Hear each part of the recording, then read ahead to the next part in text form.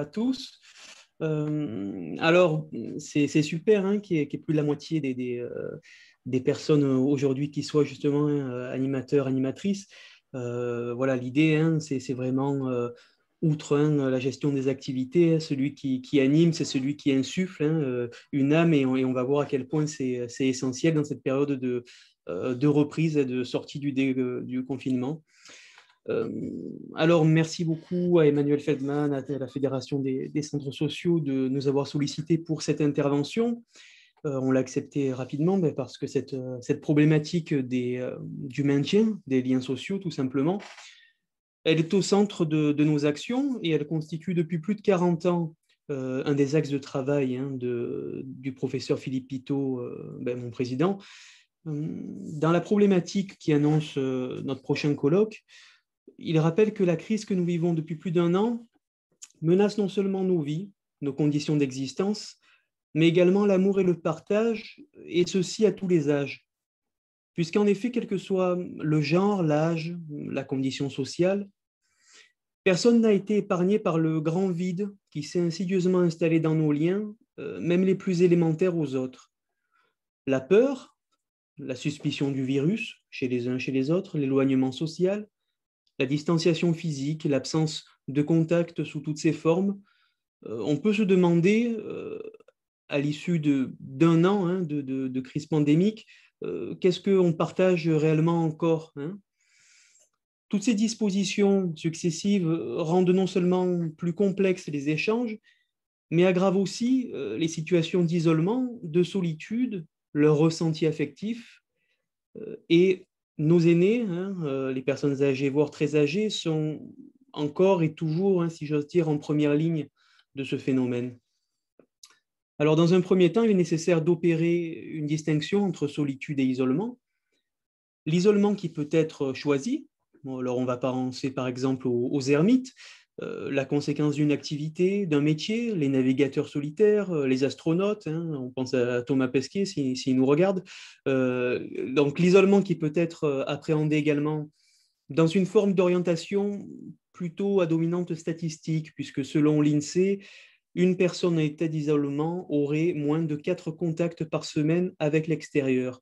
Donc, on voit bien comment l'isolement peut être appréhendé comme une donnée, peut être mesurable, et chaque année, notamment la Fondation de France publie des études sur l'état d'isolement, hein, de l'isolement en France, recense les personnes considérées comme isolées. Toutefois, l'isolement, comme on l'a dit, peut être choisi, alors que la solitude, c'est un sentiment qui est toujours négatif, parce que c'est un vécu qui va être euh, plutôt, ou va être prépondérant la qualité des liens sociaux perçus comme insatisfaisante, voilà, qui renvoie finalement au sens hein, de notre vie, parce que si l'isolement, c'est une donnée, c'est le fait d'être seul physiquement, la solitude, c'est un vécu, un ressenti et un sentiment, surtout celui de ne compter pour personne. Euh, alors l'année que l'on vient tous de passer euh, a été marquée par un isolement qui a été contraint et pour beaucoup une suspension de l'activité professionnelle, même si, alors pour le secteur de l'accompagnement aux personnes fragilisées, ça a été plutôt l'inverse. Et j'entendais hein, bien sûr la veille socio-sanitaire des centres sociaux, nous aussi à l'Institut, et pas mal finalement euh, d'interlocuteurs associatifs se sont rapprochés effectivement de personnes à grande fragilité pour essayer justement de déceler des situations qui risquaient d'empirer. Alors même si le travail a continué pour nombre d'entre nous, chacun a dû renoncer à un peu, voire à beaucoup de ce qu'il aimait faire. C'est-à-dire que là où on avait davantage de temps, ne serait-ce que parce que même si on a continué en télétravail, on a eu du temps, celui hein, libéré par exemple des transports domicile-travail et dès qu'on est dans des grandes villes, ça peut représenter quand même pas mal de temps. Donc on va dire davantage de temps libre, mais où l'utilisation de ce temps restait à définir. Parce que ce qui était souvent apprécié, hein, ce qu'on dit les loisirs chronophages, hein, voilà, était momentanément interdit pour beaucoup. Alors, on va faire un rapide parallèle avec la retraite, même si ce n'est pas le cœur, mais juste pour dire que La retraite, c'est finalement le passage de la vie où je vais avoir davantage de temps libre, mais où tout ce temps va rester être structuré. Voilà, parce qu'il ne s'agit pas finalement de rester en pyjama toute la journée. Il va falloir trouver des temps, trouver de nouveaux rituels, hein, de nouveaux moments, hein, dans la journée où je vais faire telle chose, telle activité, où je vais m'intéresser à tel loisir et où finalement mon temps va être structuré parce que ce rapport, hein, ce rapport au temps, à la temporalité, ça nous renvoie finalement à nous-mêmes, dans ce qu'il dit de nous. Finalement, qu'est-ce que je vais faire de moi? Qu'est-ce que je vais faire? Qu'est-ce que je vais devenir dans tout ce temps que j'ai qui reste à être structuré?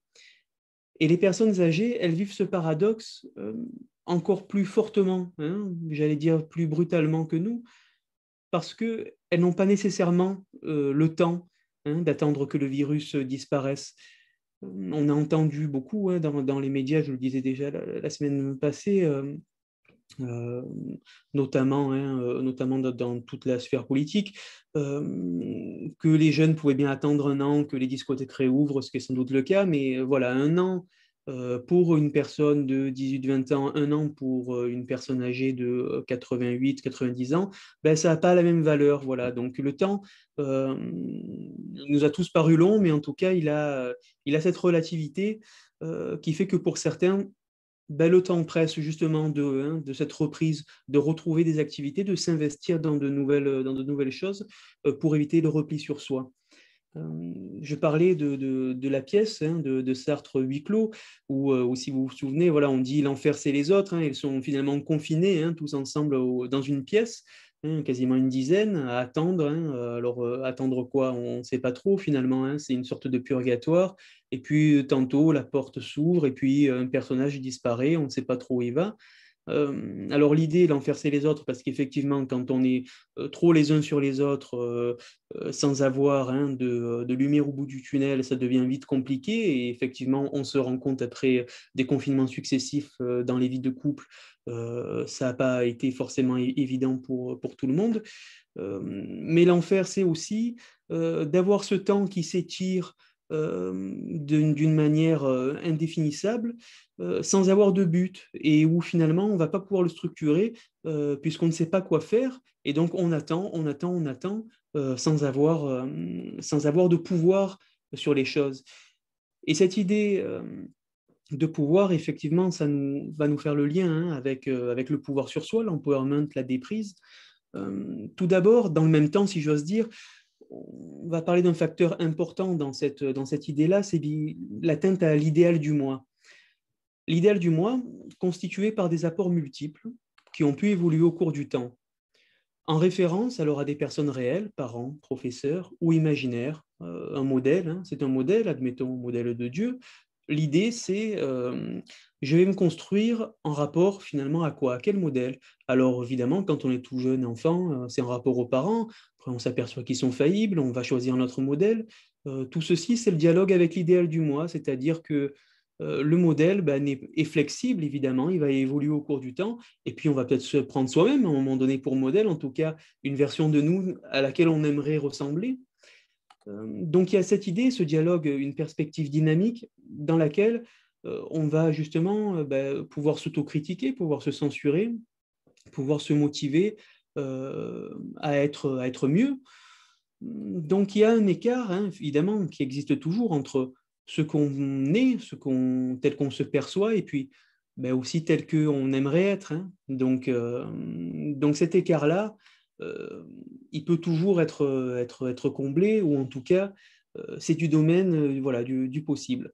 Alors évidemment, je parle ici du cas majoritaire, hein, enfin la plupart des personnes. Évidemment, vous avez toujours des personnes qui correspondent à leur idéal de soi, et finalement, ils sont au-dessus de tout. Bon, et ça, c'est encore d'autres problèmes psychologiques. Mais pour la plupart des gens, disons les névrosés, bon, ben, je veux dire, on n'est jamais, c'est bien le souci, tel qu'on aimerait être. Hein.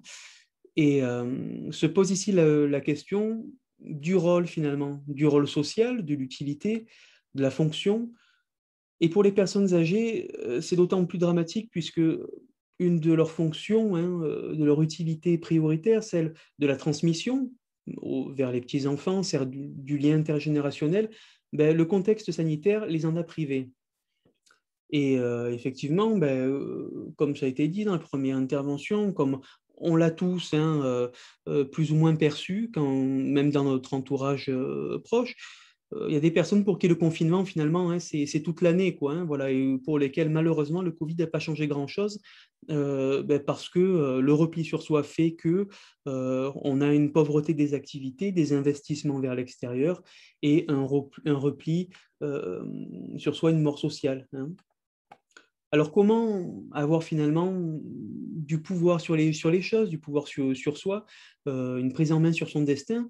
C'est cette notion d'empowerment qui désigne donc le pouvoir historiquement de faire connaître sa volonté, si ce n'est de l'imposer, dans une situation, alors avec ses contingences, ses normes. Donc le concept qui désigne les processus par lesquels, dans une relation sociale donnée, le pouvoir des individus et des groupes peut s'exercer sur leur environnement. Donc, dans l'empowerment, il y a l'idée tout d'abord d'influencer une décision, un débat, notamment via l'activité de groupe, puisqu'historiquement, le lobby gris, c'est le premier axe de ce que sera plus tard l'empowerment. Ça naît aux États-Unis sous la pression des groupes de défense des droits des intérêts des personnes âgées. L'idée, c'est que l'espérance de vie est accrue, le groupe des âgés va être toujours plus en expansion et propre à faire entendre leur voix. Donc le lobby gris, c'est l'idée d'un niveau de ressources politiques pour influencer un processus de décision, donc soutien, hostilité pour des élections de partis, du pouvoir exécutif, législatif. À partir des années 80, le lobby gris est complété par la notion de pouvoir gris, voilà, qui dépasse le seul registre de l'action officielle de groupes de pression. Disons que dans le pouvoir gris, on passe finalement d'un groupe des retraités qui va être considéré comme une masse électorale ou comme une masse de consommateurs par toute la sphère marketing, à un collectif plus large des âgés qui ne veut plus simplement être courtisé, mais qui veut peser sur le long terme, qui veut avoir une place finalement dans la société où on va finalement faire un peu plus attention à eux que toutes les élections. Donc on constate évidemment ce versant collectif dans le domaine de l'empowerment, où les préoccupations des âgés sont marquées dans le contexte social. Évidemment, il y a un niveau intra-individuel, si j'ose dire, de l'empowerment, moins dynamique que le précédent, mais qui va concerner la force individuelle de chaque personne sur son quotidien, sur son environnement. C'est un pouvoir sur soi qui est rapproché des théories du rapport de l'individu à la société, telles que les décrit Kardec, un des grands penseurs de l'empowerment de la déprise.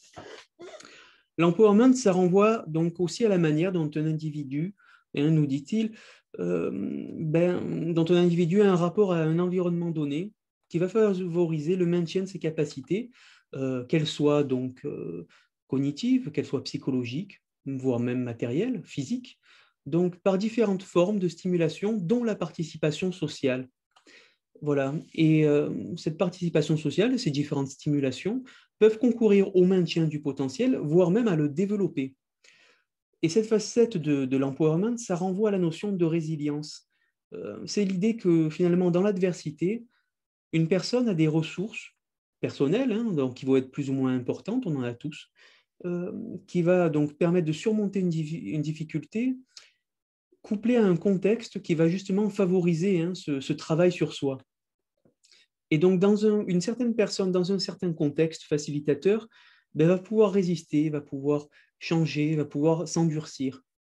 Et la résilience, comme l'empowerment donc personnel, c'est lié, ça nécessite un tuteur de changement au sens large, puisqu'il peut s'agir de personnes physiques, il peut s'agir de contexte social, il peut s'agir, pourquoi pas, des centres sociaux, d'un lieu justement où on va se sentir suffisamment confiant, suffisamment à l'aise pour arriver à dépasser un certain nombre de freins que la crise qu'on vit depuis un an nous a mis dans les pattes. Alors, comment est-ce que l'empowerment maintenant se manifeste, on va dire, d'un point de vue quasiment pratico-pratique? On va parler là plus en détail de la déprise. La déprise, très simplement, ça consiste à un réaménagement de la vie quotidienne et ça a pour objet l'abandon. L'abandon à plus ou moins long terme, pour une période donnée, plus ou moins longue, temporaire, définitive. L'abandon de quoi? D'activités impraticables, insoutenables. Donc les composantes de la quotidienneté essentielle demeurent et la déprise, elle va donner l'occasion finalement euh, d'investir d'autres formes d'activité. Alors, je faisais référence déjà la semaine dernière, enfin, c'est mon exemple habituel d'une personne, puisque je suis dans le sud, qui adore le foot, qui va toujours voilà, courir à droite, à gauche, derrière le ballon. À 80 et quelques passés, bon, ça va commencer à devenir difficile, mais peut-être qu'il y a l'idée de jouer avec ses petits-enfants, de les initier, pourquoi pas.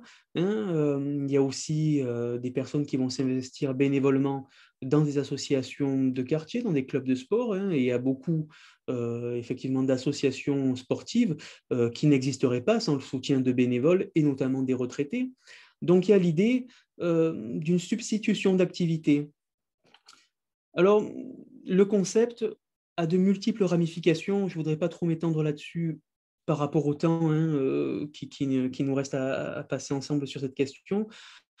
Il y a plusieurs manières d'appréhender sociologiquement le vieillissement. C'est toujours un rapport à la société, mais il y en a qui sont fonctionnalistes, c'est-à-dire qui vont envisager la personne dans une perte des rôles sociaux. Voilà. Donc la perte de l'utilité professionnelle avec la retraite, la perte du rôle social de parents avec le départ des enfants, etc.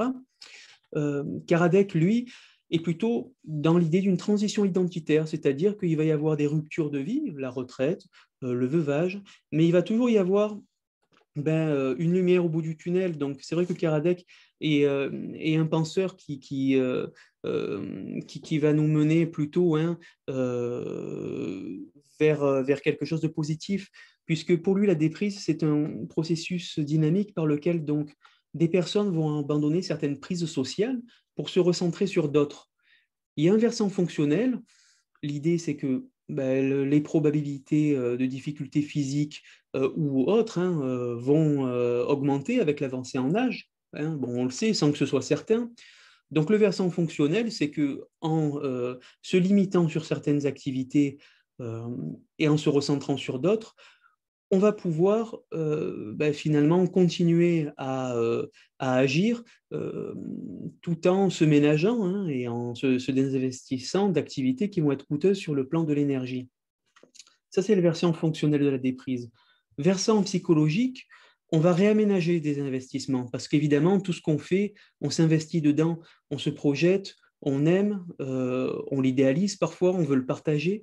Donc, quand ça nous est interdit, quand on ne peut plus le faire, par l'avancée en âge, par le confinement par exemple, ces investissements-là, ils sont coupés. Et le risque, c'est que si on ne les réinvestit pas ailleurs, finalement, on va le garder pour nous mais on ne fonctionne pas comme une banque. Je veux dire, on ne va pas prendre quelques pourcentages un peu que peu par an. Je veux dire, au contraire, ça va décroître, quoi. Ça va décroître et ça va être de plus en plus difficile ensuite de le réinvestir ailleurs. Voilà, donc l'investissement, psychologique, il ne faut surtout pas le garder pour soi parce qu'on finit par tomber dans le nombrilisme et où on est dans un repli sur soi. Voilà, le repli identitaire, si on veut dire, au sens en tout cas personnel. Donc la déprise, la reprise, c'est la substitution d'activités. C'est un processus actif dans lequel les personnes vont mettre en œuvre des stratégies d'adaptation de manière à conserver aussi longtemps que possible des activités qui vont faire sens pour elles. Elles vont tenter de résister à la dépossession et c'est le lien qui attache l'empowerment justement à la déprise. Ça constitue le socle du succès finalement qui accompagne la volonté de la participation sociale de la personne aux maîtrises des individus dans leur choix de vie. Justement, quand on déprise, quand on reprise des activités, on évite ce syndrome qu'on connaît, le syndrome de glissement, où finalement on va glisser toutes ces prises sociales et puis on va se retrouver sans rien dans ce repli sur soi. Si on veut terminer justement sur une des applications pratiques, c'est notamment les groupes de parole, bien sûr, parce que déjà nommer les choses, c'est prendre du pouvoir sur elles. C'est un sentiment qui était diffus, qui était négatif. Il devient un mot, il devient un concept, et puis on va commencer à mener une réflexion dessus, à pouvoir le dépasser, pouvoir l'appréhender et pouvoir aller ailleurs. Donc, tout l'enjeu de la reprise, tout l'enjeu des animations, hein, puisque vous êtes nombreuses aujourd'hui aussi, c'est justement de pouvoir donner aux personnes euh, un socle, un contexte favorable où elles vont se sentir de faire le pas. On ne fera pas le pas pour elles, mais on va les mettre dans des conditions où elles feront ce pas de plus qui va leur permettre de s'investir dans des activités et de reprendre une vie sociale parce que sinon, c'est le repli sur soi avec les conséquences que l'on connaît. Voilà, je vais m'arrêter là. Je vois que mon temps est écoulé. Oh, Je vous superbe. remercie beaucoup. Merci.